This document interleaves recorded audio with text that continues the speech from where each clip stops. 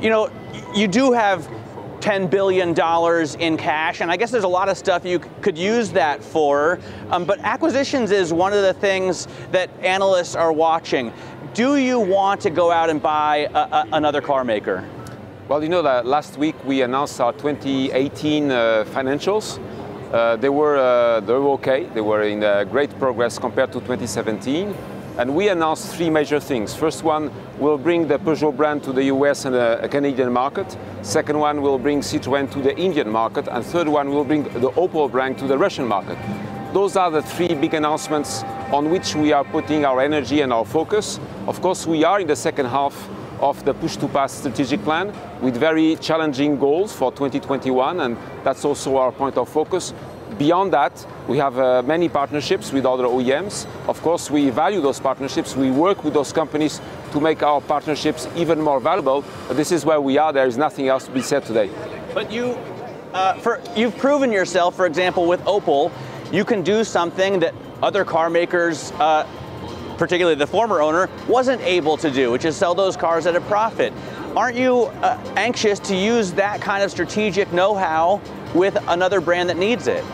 Well, first of all, I would like to say that the turnaround of Opal is to the credit and to the merit of our Opal employees and their CEO, Michael Loscheller, who is doing a great job in sometimes a very adverse environment.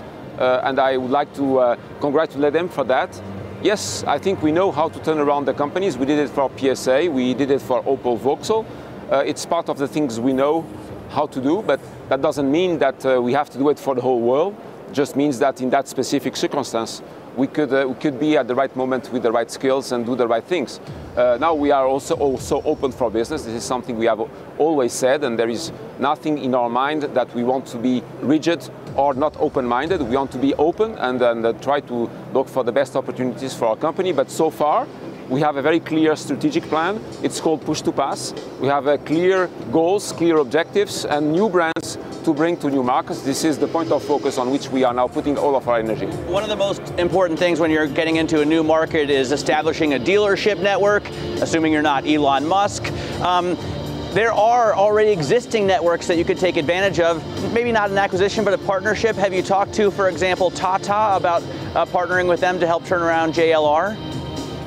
You see, currently what we need to recognize altogether is that the world is changing very fast. And within this world, the automotive business is changing very fast.